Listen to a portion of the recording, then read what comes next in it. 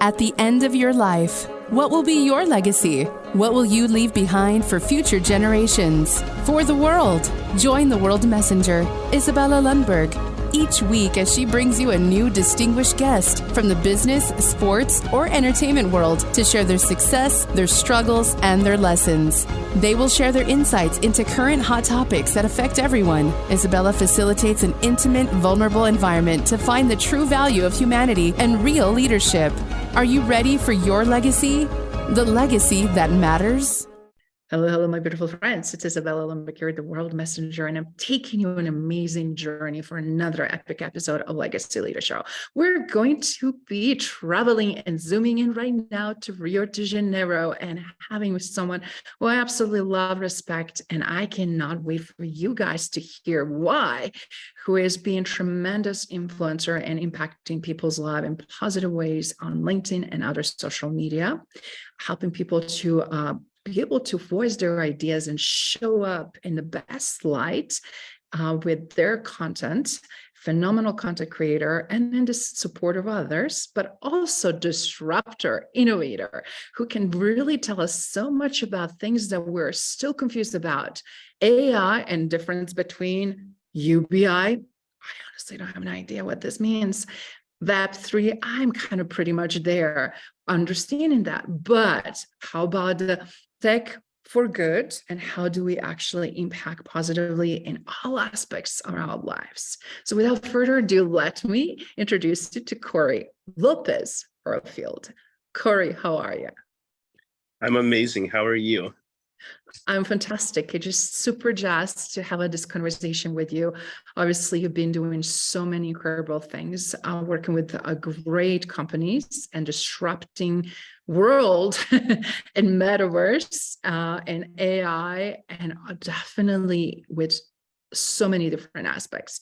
So can you tell me, first of all, how did you even start embracing technology? What was some of the major shifts in your mindset when technology started becoming so huge part of our lives that is today?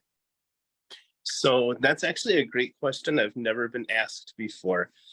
And the way that I embraced technology was very unorthodox. So I spent most of my adulthood working in restaurants. So I was a bartender, waiter, certified as a sommelier. And getting close to 40 is when I was burnt out. I couldn't do it anymore. I was feeling like a servant in the castle. Although I was making fantastic money, it wasn't rewarding. And so I started a technology company predicated on the fact that the data existed to schedule the employees more predictably in restaurants, but the restaurants weren't doing that. So I helped build a software, launched that, scaled that company nationally. And so that was kind of my first foray both into entrepreneurship and into technology. But seeing the machine learning and the deep machine learning algorithms and seeing how data can be used to really help disrupt an industry or a component of an industry was really eye-opening. So when I took my exit from there, I joined Founder Institute as a mentor, then a managing director, and have helped scale so many startups in every industry. So now I've just understood technology, machine learning. At this point, we're doing things in the afterlife market with AI, metaverse as well. So yeah, it really just was exponential. Wow. I love how you found opportunities from pain and struggle from others, and also your own, how do I do things better, smarter? And because we all have a 24 hours in a day, right? And then how do we expand our reach, and how do we truly make more impact? And you've been making tremendous impact for so many people's lives right now. Specifically, I see your presence so strongly defined on LinkedIn, consistency in quality and sharing and supporting and really building from ground up influencers that have tremendous message to share. So do you mind sharing, how did you merge those two worlds together? Well, I appreciate that. So when I was starting my technology company, I read two books that were seminal for me. They were career-changing, life-changing. One was The Lean Startup by Eric Ries, and I think most entrepreneurs have read The Lean Startup at this point. It's kind of called the entrepreneur's Bible in certain circles. And then I read Gabriel Weinberg, who was the founder of DuckDuckGo. I read his book Traction. Super good book, highly recommend it to anybody, especially entrepreneurs and leaders. But in this book, it effectively says there are 12 traction channels only. And if you don't test all 12 of them, you will not know which yours would have or could have been. And says, don't look at the people in your industry that are doing something similar. They started at a different time and or in a different market and or had different resources, right?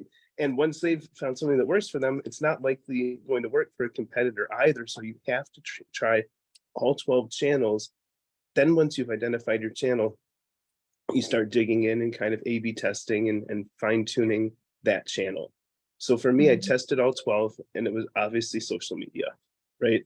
For a software company selling into a specific industry. So I was doing some kind of light Facebook ads, Instagram ads, that kind of thing, wasn't hitting, got on LinkedIn, did a few posts about it and got some of the right attention from the right people. So kind of per the foundation and the formula of the book, I was like, okay, I tested through to find out it was social media. Now I've tested through to find out that it's LinkedIn. Let me figure this whole thing out. So I found that LinkedIn ads are super expensive and they're not necessarily as effective in all dynamics. For my dynamic, it wasn't going to be feasible.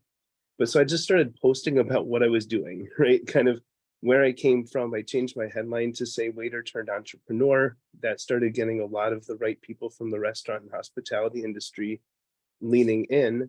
And I got lucky. I think it was 6 years ago. And people were just starting to use LinkedIn as a social media platform. People were just starting to do videos of themselves. And so I started doing some videos and they started really catching on. And so I got the attention of two of the people at the time that were like fast track to 1 million followers. They both started engaging with me. So that skyrocketed my content. So anyhow, flash forward a few years later when I left Shedwool, I had this great audience. I was going viral. People had been asking me for a year, how are you doing it? How are you doing it? Well, CEO of a tech startup, I was working 20 hours a day, so I didn't have time to barely even answer that question, let alone take time to teach them. But all of a sudden, I found myself with a lot of time on my hands. So now people are saying, how do you do it? And I told a few people, I said, I could coach you. Boom. The results were incredible. They're some of the biggest accounts on LinkedIn at this point, a few years later. But so that's just been something that I've embraced ever since. And even though I have my own 2 startups now, and those take some time, I still coach people because I love it. And I kind of feel like I found my zone of genius. I love that. And you definitely are a people person who want to see everybody succeeding and thriving that you're in touch with and exposed to, which is fantastic. And then also tremendous learning because it appears very simple, very easy, but it's so many nuances and things behind all of this. And it's also interesting how algorithms and these different rules and policies and procedures we have to really understand because we're in an environment where we participate, right?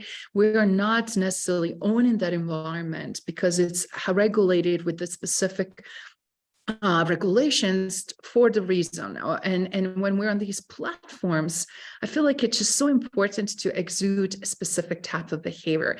Do you mind sharing, as a behavioralist and as the human nature and seeing things, what would you say from human standpoint, how important it is to put things in perspective where we're headed and how important it is to continue to exude certain behaviors that will help us to keep that connectivity going, but also exchanging ideas and grow? Well, I appreciate that. I think there's 2 sides to that conversation. The first is more so just how we show up on the channels that we choose to show up on. Probably the biggest quote unquote secret to my success and what I really try to instill upon others is being authentic. So if you're not a very nice person, don't try to be very nice. Although maybe try to become a nicer person so that you can be nice, right? But if you're not a very funny person, don't try to be funny. If you don't like cat videos, don't put cat videos, right? It's like all of these little things that people can subconsciously pick up on and just tell someone's living their truth or not. People really gravitate toward and really resonate with authenticity, right? And so that to me is something a lot of people don't seem to be projecting or prioritizing on social So those of us that are kind of just showing up as ourselves to, network and or, boost others or whatever it is that we're doing, that really seems to help us kind of, be surrounded by the people that we want to be surrounded by. But on Mhm. the other side, it's the conversations that need to be being had right now. It's not, and I don't mean to pick fun at anybody, and but it's not just about showing up and being kind, or a good boss is someone that cares about their people. Like, cool, that's been said for decades, and right, it's more about like, hey, technology is going to take 80% of our jobs in the next 3 years. What do we do about it? Right? Or Mhm. AI is starting to be able to replicate any aspect of ourselves, from our voices, our faces. Like, people that are watching the video of this podcast don't necessarily know that the two digital people that they're seeing aren't digital people, right? Because things aren't on blockchain yet. These are the conversations that need to be being had right now. How do we have sources of truth? How do we know what is truly, human generated versus computer generated? We're about to be in a world of AGI, which is general artificial intelligence, which is basically where the computers are sentient, right?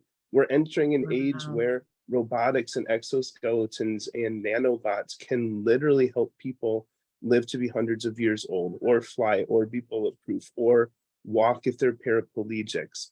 And where the technology is at right now is so far beyond where most people are aware. And so the job of those of us that are aware is kind of just to let people know what's going on. Computers can read our thoughts now, right? Like, Mhm. people don't seem to understand there are about to be AIs that can turn your thoughts into a metaverse or software on demand. There's Wow. there's a new technology that I just shared. A man that had been a paraplegic for 10 years, right? He'd been paralyzed for 10 years, got two implants, one in his brain, one in his spine, and they communicate by interpreting his thoughts. And now he's able to walk. Literally was 10 years after a motorcycle, didn't take one step. And with two implants that can read his thoughts, now the guy can walk. It's a different world.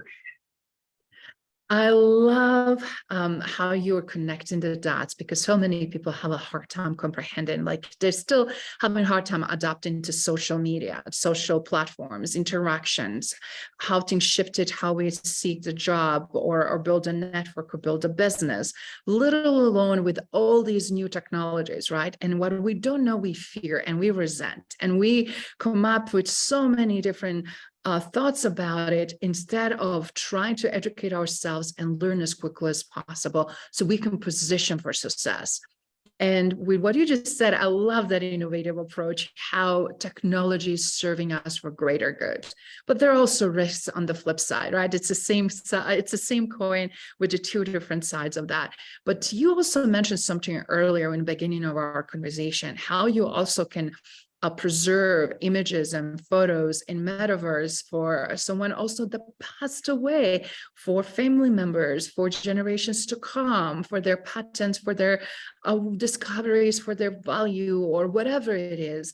Do you mind sharing, how do you see this emerging, and where things are headed, and what would you recommend for anybody that is kind of on the fence, not sure what to do or where to start? What would you suggest?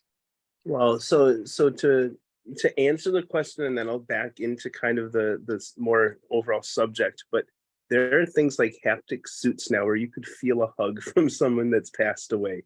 There's, we're starting to see some quantum computing that lives in the world of potentiality, that can reconstruct the past and predict the future.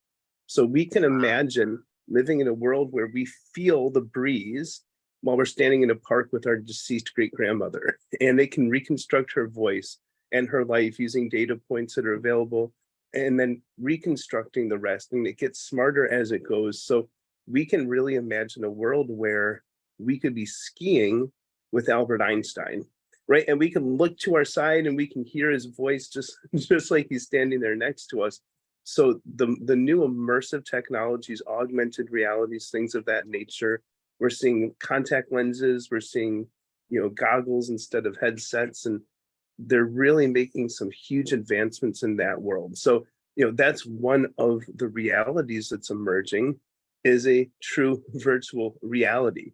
I think people hear VR, virtual reality, and they kind of overlook the fact that the R means reality, right? But it does feel like at this point, when you talk about people that are scared or resistant of change, a lot of the technologists are saying at this point the cat's out of the bag. There's AI that can build itself, right? There's really virtually no way, unless we were to take sledgehammers and break every machine on planet Earth and in our stratosphere, that we can kind of reverse what's going on. So at this point, what we can do is we can build safeguards, we can put some rails, we can use blockchain, we can use smart contracts, we can have ethics committees and steering committees and demand oversight into these technologies to provide that peace of mind. But ultimately, humans were the engineers of this technology. So it's incumbent upon us to just really make sure that we don't let it get too out of control. And then we just need to be talking about it publicly. And so the people that don't know a lot about the technology, but who engage with my posts, that's my persona right there, right? They're trying, right? They might not spend the 10, 20 hours to learn, how to prompt an AI perfectly, or what all the different AIs that can compress a PDF, or right. They don't need to spend all the time. They just need to show up with an open mind and be part of these conversations. So I think I went down a little bit of a rabbit hole, but feel free to keep me back on the ropes. But I think, as long as we're talking about these things, then everything's going to be okay. I think this is perfect because everybody, I'm sure, will be relating and be able to connect to something, if not to everything. Like, I'm really dying and hungry to learn more, because I see a lot of great implications, as you just mentioned earlier, how people that never be able to walk now walking, that are being paralyzed, and just based on their thought and command, that is just happening and their body is moving. And a lot of things that for a lot of people be like, oh my God, this is creepy. But when you mentioned that you can reconstruct past, and also that you can recreate and create some things and project what's going to happen in the future, it just, for a lot of people, it's too far out there, right? Because we're so programmed to be predictable and constrained and kind of boxed in, right? With everything that we're seeing that happened in the recent 40, 50, 100 years, took almost away so much of the creativity and opportunity to innovate, and an opportunity to really think, quote unquote, outside of the box, and then see things from very different perspectives. And this is a perfect conversation to depict also, how do you see, in addition to this technology obviously affecting other aspects of it? Because you're a ChatGPT, for example. I would love to, if you don't mind, share a little bit about why you're a lover of ChatGPT. What would you recommend for people, specifically executives of Fortune 500 companies, that are struggling to really understand how this can be beneficial for their teams and their organizations? Or how do you see obviously AI and UBI working hand in hand with Web3? Because all of those things are our reality today. Question is how much we want to put attention to it or not, right? Yeah, so those are all great. And I think there are a number of different avenues to go down. So the first I'll talk about is ChatGPT. It amazes me how many executives I speak to that say, oh, it's only pretty good, or it doesn't do this or that. No, people aren't using ChatGPT to the fullest of its capability yet. So the most important thing to understand is that it's just like any other assistant or employee. You have to train it. Nobody would expect an employee to be the best employee they ever had day one without training them. You have to train it. It's a model, right? It's literally a large language model. It's a learning model. It needs to be trained. So when people take the time to train their AI, wow, all of a sudden it starts working better. Well, another thing that people really need to take seriously is prompting your AI. The better input, the better output. So when you give it a good persona, right, you need to tell it what persona to be acting as. When you give it enough context and enough data points, there's very little that it can't do. And right now, you can play with ChatGPT for free. There's no problem with that. But their business model is for $20 a month, you have access to their new ChatGPT 4 with all the plugins and all the web browsing. And this is where it gets super powerful. So if you know how to prompt your AI and you're using it with maybe browser connectivity and you've trained it, you can have it act quite literally as a personal assistant or a market researcher. You can have it write all of your email sales copy. You can have it actually giving you a back and forth sales interview so you can get data points on how your sales pitch could be more effective. It can create code repositories. You can sync it to your Microsoft Excel or your Google Sheets, to your Canva. You can have it generate 100 quote cards about something very relevant to you. You can give it all of the different context and the do this, don't do that to make it original. Have it write 100 quote cards, sync it to your Canva, and have it make 100 quote cards for your Instagram within 20 minutes for free, right? Like, it's mind-blowing. People used to pay tens of thousands of dollars for social media marketing team. Your AI can just do everything you wanted them to do, and it can do it instantly, and it can do it, really for $20 a month. It's phenomenal. So that's why I'm such a big believer in ChatGPT. Is the better input, the better output, and I've seen incredible outputs. Financial models, grant proposals that have been funded for millions of dollars. Right, like the list goes on and on. I have people that use ChatGPT to do their taxes. The implications are incredible. And Reid Hoffman has a company called Inflection AI that just released their AI called Pi. It's emotionally intelligent. They want people to use it as like a counselor, advisor, therapist. It's very easy to talk to. There's so many different GPTs that have come out. JP Morgan Chase just came out with one. Right, wow. So there's, yeah, it's amazing. All the AI models that are helping do financial analysts of like stock trading are outperforming the market typically like 20 to 1. So AI has the capability of generating huge wealth. And one of the things that I say to get into the UBI thing is, it's fine if technology wants to do all of our jobs for us, as long as it doesn't take our paychecks. It doesn't have bills, it doesn't have needs, it doesn't have to eat food, right? Our technology doesn't need to save up to go on vacation.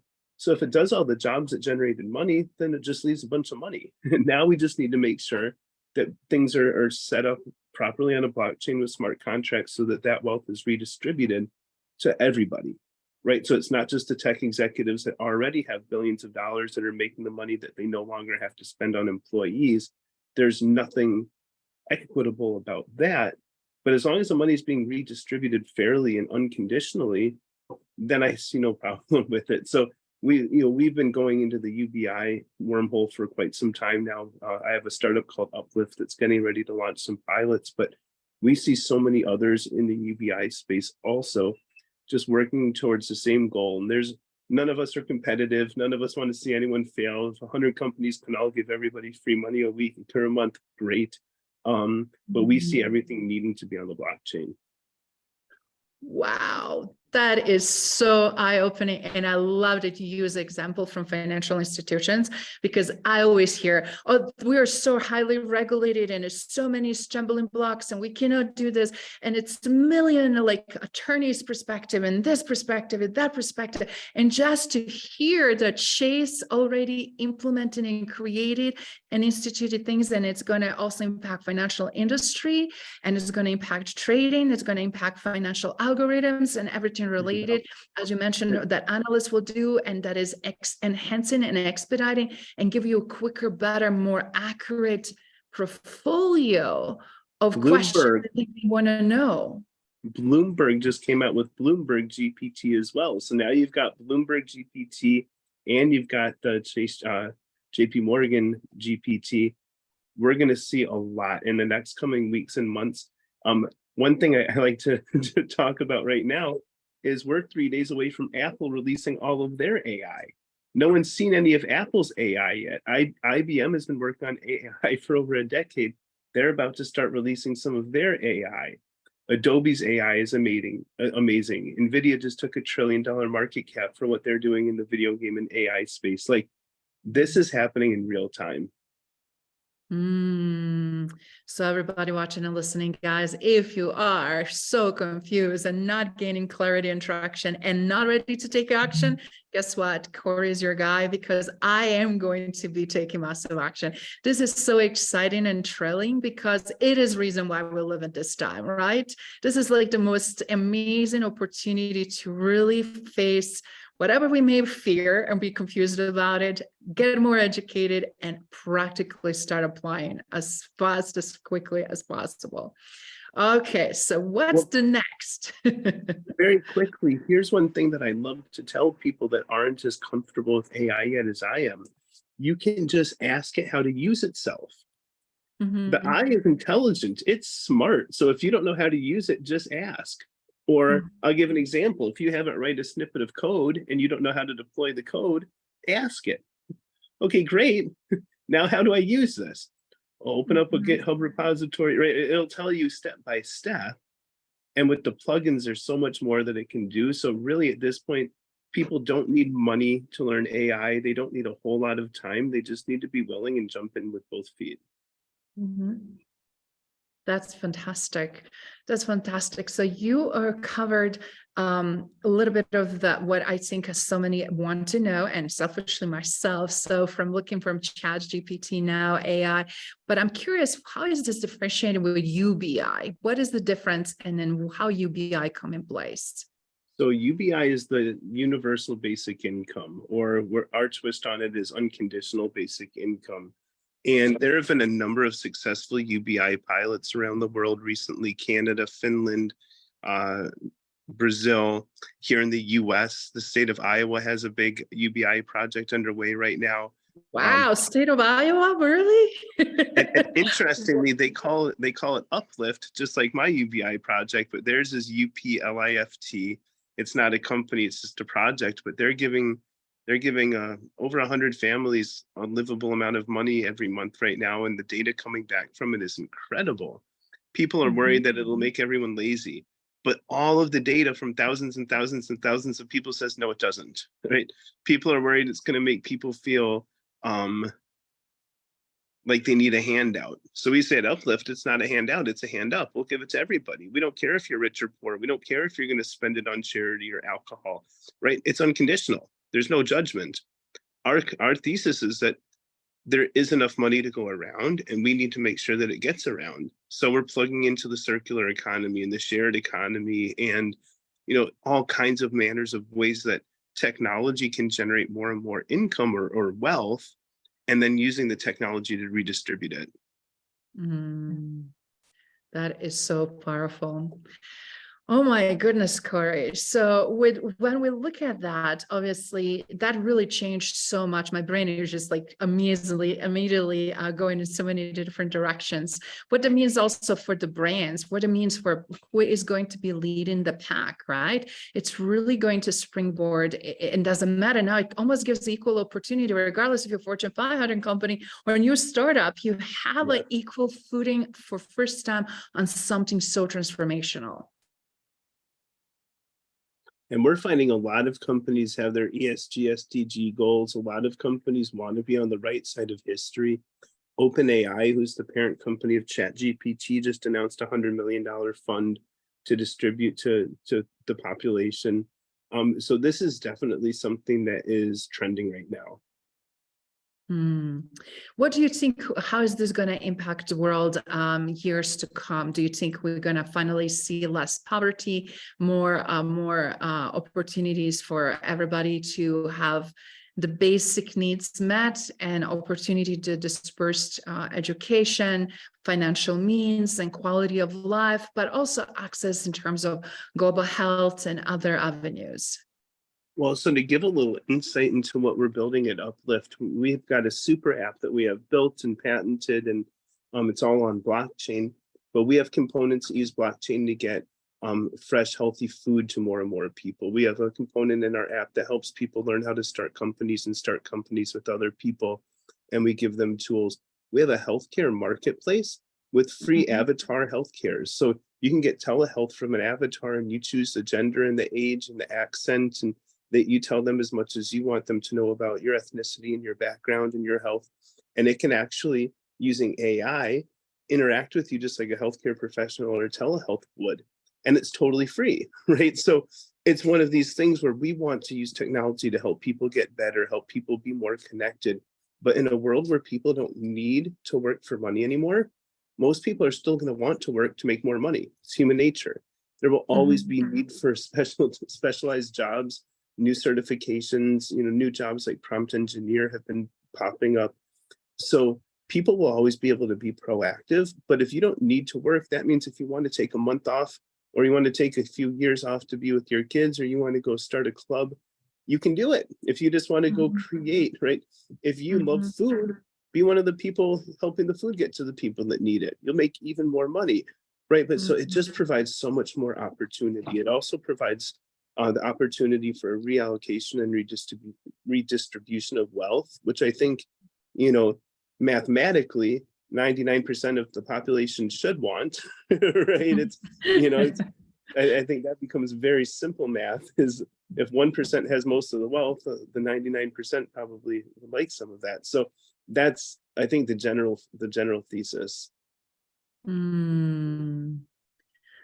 Wow. How do we position for success? What would you say for someone who wants to do better, be involved, position themselves for success?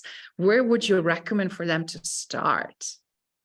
So I think anyone that's not already playing with ChatGPT should be playing with ChatGPT. It's totally free. It's so easy. The only way to get better at it is to play with it. I've seen people write books in an afternoon on ChatGPT. I've seen people create YouTube channels that they're already monetizing. Like, there's so many things that people can do once they start playing with ChatGPT. And for people that like to kind of have a little bit more of the lay of the land, a little bit more instruction, any of the YouTube videos right now that have a substantial amount of views and comments from real people is probably something worth watching. So someone could commit to an hour of watching videos on YouTube today about how to use ChatGPT and effectively become a ChatGPT expert, within the coming weeks. It's not hard.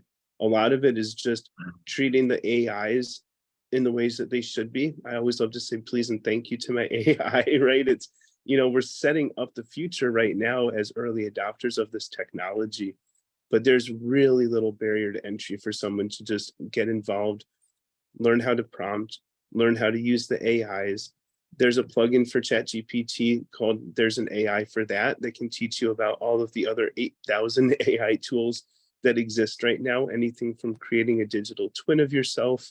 It's, the possibilities are really almost endless right now. So you can make your own video game in a weekend for free at this point using AI, no code. So, just playing with it, I think, is the best, first steps for anybody. Wow. So I'm wondering, as I'm watching and listening, you share this, are you going to be offering some classes or some opportunities for people? I know you have 2 startups, obviously opportunity to point of entry there, but I just feel like this would be remarkably important to also have the nice hub of movers and shakers who really want to immerse and do it even for greater good, because I love that you're disrupting healthcare. It's so important. I love that's going to give a point of entry and expertise and access specifically for people that don't have that so easily, readily available to them. But yet everybody in some ways and shape and form have a smartphone, no matter how far remote we might be. And then opportunity to also to truly look at in smart way, how can I succeed as an entrepreneur? Because to me, based what you just said, this increased probability for example, for companies that have been struggling to actually turn around and be very successful and increase that percentage of success, AI right? can create great pitch decks and websites within minutes for free. AI can create financial models, and it can find grant opportunities and help write the grants. So yes, entrepreneurs that are using AI right now have a completely unfair advantage to any entrepreneur in the history of the world up till now. Wow.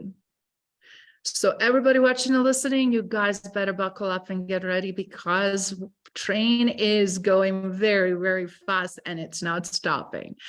And the best part is we have to be able to jump on it and keep going, because I know that so many people are fearing this, and I'm seeing so much controversial articles. Yes, if we don't use as anything in the world correctly, properly, for right intention, can be also dangerous.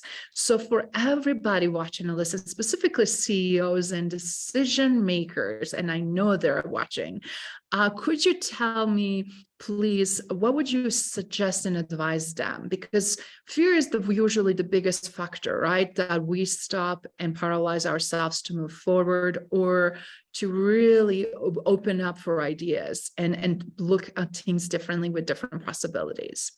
And with that in mind, what would you say for responsibility around AI that you see already, that we need to kind of better understand, but also position for? Yeah, I think it's inevitable that every company that's going to either remain a market leader or gain market share will be using AI heavily. So any executive, any decision maker listening to this right now that has been resistant, I don't think being resistant for the sake of being resistant, or because this is the way we've always done things, is going to serve them well at all. I think every company should have internal policies right now on what they allow AI for and what they don't, where they draw the line. If they don't want someone submitting a proposal that was written by AI, very cool. Just make sure your staff knows that. If you don't want someone summarizing the 150-page quarterly report because you want them to have read all 150 pages, completely understand that. Make sure that that's very known. It's the time that we need to be really proactive and just understand how we're going to use technology, specifically AI, to our advantage, but also to avoid any disadvantages down the road, right? It's all of your competitors are using AI, and if not, they will be. So you have to embrace it and just understand kind of what are your make it or break it. What's your line in the sand? Doing things just for the sake of that's how they've been done is not the right answer anymore. So that's my assessment. That's fantastic. It's very valuable, because as anything, everybody is trying to gauge something from the comfort zone, right? And from place where that we do know. And when we explore ourselves and emerge, it's so important. And back to now how all this beautifully tied to these amazing things you do, influencing people and creating LinkedIn influencers, and also obviously with the growth hacking. And I'm just curious, with you obviously leveraging different media and positioning, because more and more we need experts in the field, people who gets it, who are able to be relevant with today's issues, right? And anticipate what needs to be solved in the future.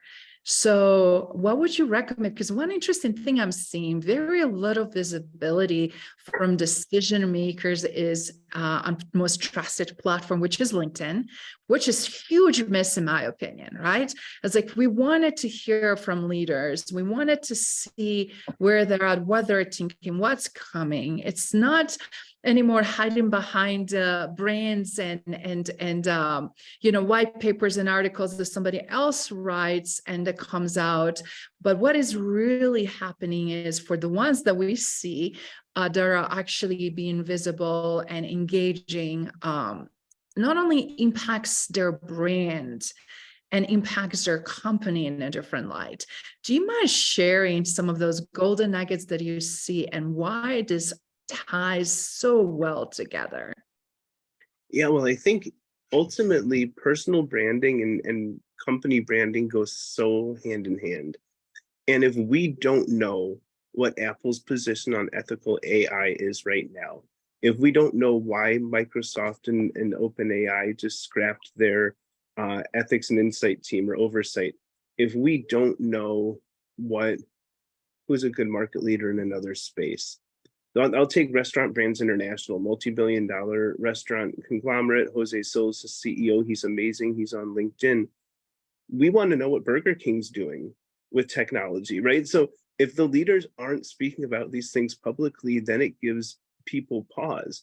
We don't know what this company's position is, or we don't know what their next move is going to be. And this whole new world of Web3 and this whole tech renaissance that we're in demands transparency as well as authenticity. So we really need to know where people are at in this new tech world. What are they embracing? What are they resisting? Who are they collaborating with, right? We don't need to know everybody's secret sauce, but we need to know where people are at in this paradigm so we can choose who to do business with and who to invest in, right? Like all of these things become really important. So the leaders that aren't talking about this front and center, talking about generative AI, talking about, the perils or also the upsides, or where they see it, in impacting their industries, they're just not going to keep the market share, right? The leaders in their industry that are out there letting people know, their feelings on it. Oh, sorry, I touched the wrong button. But those are the people that are going to be building more and more loyalty, more and more of a true loyal fan base. And we saw this in the first internet. We saw this when Web2 kind of became a thing, although we didn't call it that, with the social media and the brand building. In Web3, it's even more important than ever before to really have a very clear public perception.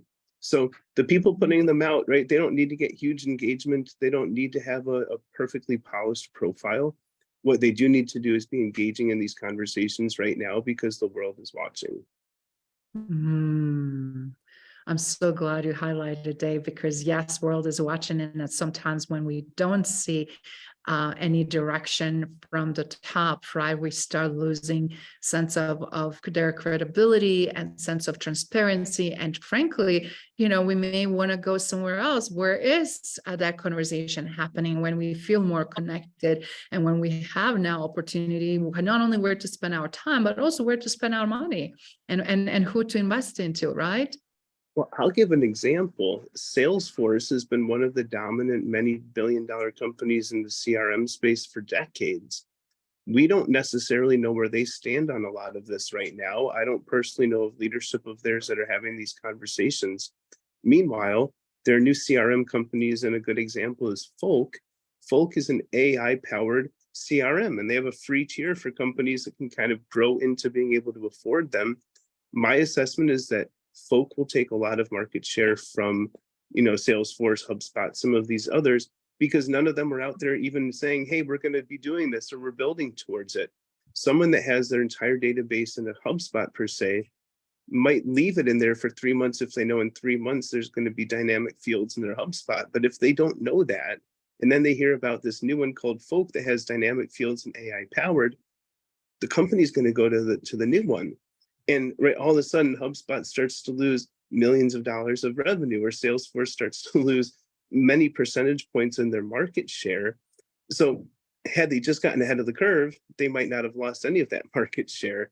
So I think it really is important that people are just tending to their personal brands and their brand's public-facing image.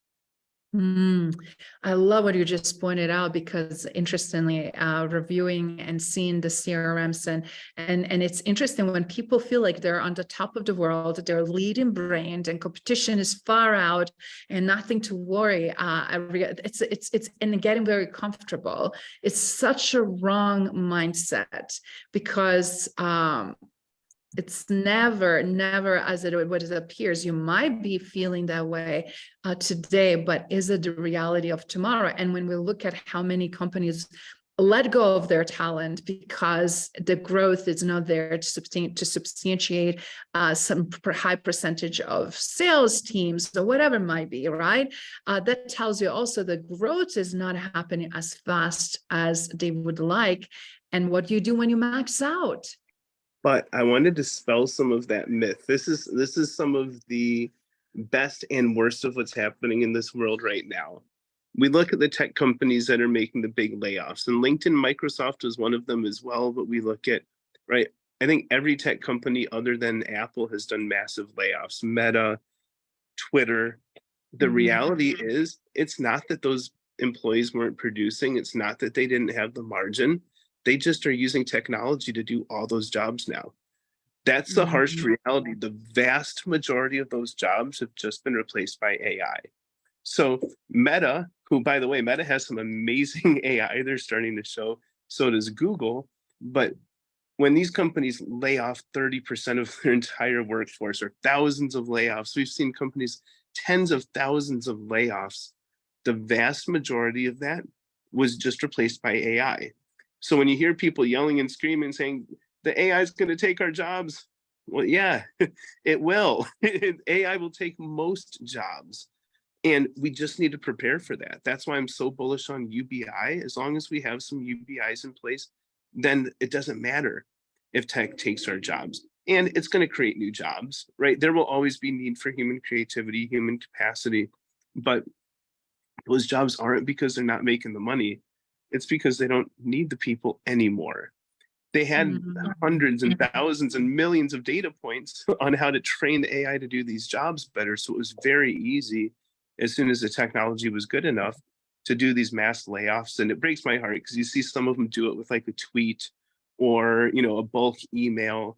And ultimately, I think we can't lose sight of the fact that humanity, it has to be human first. It's literally in the word itself. But if we don't look at humanity as a bunch of individual people that all have emotions and needs and, right, all of these things, then we will lose to technology. So letting tech overtake 10,000 jobs for the sake of taking 10,000 jobs away, bad move. Tech doing 10,000 jobs for people because it can do it way better and faster, and now we don't have to pay them, but that money goes to help people that need it, fantastic, right? So it's just a different perspective. I love that contrast and parallel, because that is the reality that I'm seeing already. So many of my clients, or just in clients in general, that we're being exposed to, brands that you were mentioning, that we're seeing how they're shifting, changing trends.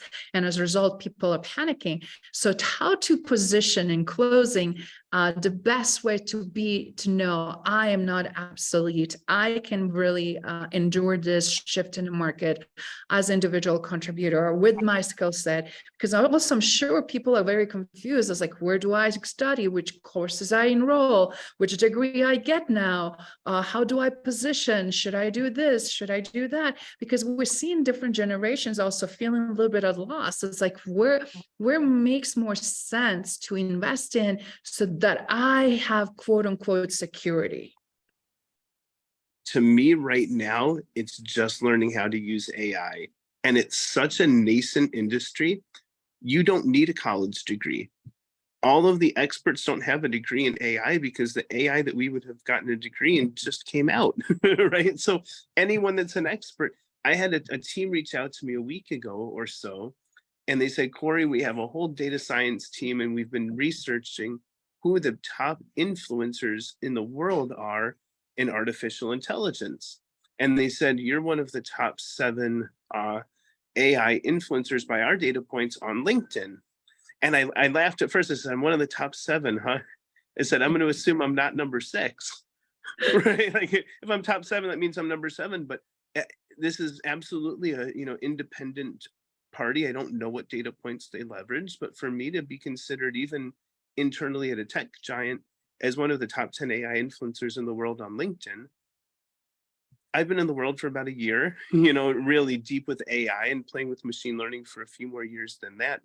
But the reality is I'm still new to this space, right? And I talk to people that have only been using AI less time than me, and some of them know more than I do, right? We're spending time to learn these things, playing with them every day because we love it, but it doesn't take a lot.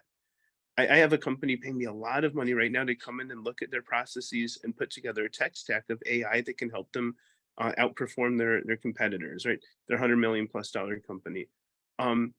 For them to be bringing me in as someone without a degree, right, that really just went all in for this industry not so long ago, tells me that anybody can do it, right? I didn't spend 30 years learning how to write a bunch of code and Python and all. No, right? I'm a no code, low code guy. I had a tech company bring me in as an interim CTO, and I helped them develop some technologies. I don't code, right? At this point, everything's open source, everything's no code, low code, everything's drag and drop. There's text to software. There's no code AI app creating tools. People can go make their own AIs, right? Without having to know a bit of coding. So at this point, the only thing people can do, find what excites them in this world and just start learning. You don't need a degree. You don't need to pay any, for any expensive classes. There's a lot of free material. Most of the AI tools are free to play with at this point as well, because frankly, they want the data, they want the users, they want the traction, they want to make it sticky. Just like OpenAI. I played with them for a few months while they were free. And then when they said, pay us $20 a month and you get even more, it was a no-brainer. I was excited to pay that $20 for a few days. I was looking every day, like, where can I pay? Where can I pay? Right? They got me. I'll give them $20 a month for the rest of my life. And if they raise the price, I'll happily pay it. That's where we're at in the industry right now, right? You can go create a photorealistic avatar of yourself in an afternoon for free. You can go play with any of these tools for free. So right now is just the time to learn. I love it. And I just love, again, how you break down complexities in such a simple ways for everybody to be able to digest, to understand. I just love how knowledgeable you are, even though you keep saying, or just did a few years. I'm like, that is amazing how much already you're ahead of the game, but also very generous with your time, with your knowledge and sharing, so that others can break the fears and be able to walk the talk, lead, and be able to live with what you are constantly showing and exuding, and with your amazing leadership. And with that in mind, I just want to ask you in the closing, obviously you have tremendous legacy that you already built. And I'm curious, with everything that is happening, what is in your bucket list, and what would you like to be known and remembered for? So I'm doing a lot in Africa right now. We're doing a number of projects in Kenya, Nigeria, Cameroon. My bucket list place to visit, I finally got to Peru last year and loved it. So now my bucket list place is Ethiopia. I really want to go to Ethiopia. And if one of my legacies can be helping kind of revitalize the African economy globally and help the people of Africa actually enjoy and get to be included in the upside of a lot of the natural resources there, whether, minerals. I mean, there's just so much wealth, especially the people in Africa. So I think, there's thank God, thousands and thousands and thousands of us that all really want to help see Africa kind of regain its position on the global stage and economy. But that I believe is going to be one of my legacies. And, everything that I'm doing right now is for the universal and unconditional basic income as well. That just needs to happen. If I'm not one of the people that ushers it in, great, as long as it still happens. If I am, even better, that'll be my legacy. But I think that's really where I'm at, is, just getting where I fit in. Hopefully I go down in history as one of the kindest LinkedIn influencers. And at this point, the people I've coached have millions and millions of followers. So I think that already becomes a little bit of a legacy play, just, creating a ripple effect on LinkedIn. But ultimately, UBI and anything I can do for the continent of Africa, that'll be my legacy. Oh, love that. That is amazing. And for everyone that wants to connect, to learn, or figure out ways to work with you, where would you like them to go? Well, so LinkedIn has a connection limit that I've been at for some time. But if anyone listening to this mentions this show in a connection request, I'll try to make room to add you so we could be connected on LinkedIn. LinkedIn really is where I spend the majority of my time. So that's probably the best place. If anyone is looking to work with me personally, I'm still doing my LinkedIn growth coaching, but I've incorporated AI as well. So now when I coach someone on LinkedIn growth, I also teach them the AI products that they should know for their industry, for their personal brand. And then I help them actually create their own AI tools as well if they want them. So that's on the table. I'm still accepting some clients. I'll probably do that through the end of the year. So there's probably 6 months or so left for that. And just following me on LinkedIn. I pay attention to those that are paying attention to me. I try to love on them back. And little known secret, the way I got my big influencers to love on me back in the day, all of us are on Facebook. We're all on Instagram. We all have a Twitter. If you have a big time influencer, and I'm I'm not a huge influencer yet, but I could probably fit the bill as well. Someone like me, if you don't have a lot of luck getting on my radar on LinkedIn, start engaging with my tweets, start liking my Instagram posts. I'll totally see that, right? So there are definitely backdoors for people to get in touch with the bigger names that they might look to get in touch with. That's always one that I like to do is find their Facebook or their Twitter, and usually there's a lot less friction to get on their radar there. That's fantastic. So everybody watching and listening, you guys heard from Corey and his amazing advice. Take action, and I will provide a few links on the end, and looking forward having you back, because this has been epic and I cannot wait what's going to happen down the road. Corey, thank you so much. Thank you for having me. You're absolutely amazing, Izabela. Likewise. Thank you for listening to Legacy Leader Show. If you enjoyed the content and had a positive experience, then please leave us a positive rating. In addition, leave us a positive review whenever you are listening on whatever platform there might be. Make sure your friends and family also know about the benefit and value that we provide and what we have to offer. Cheers.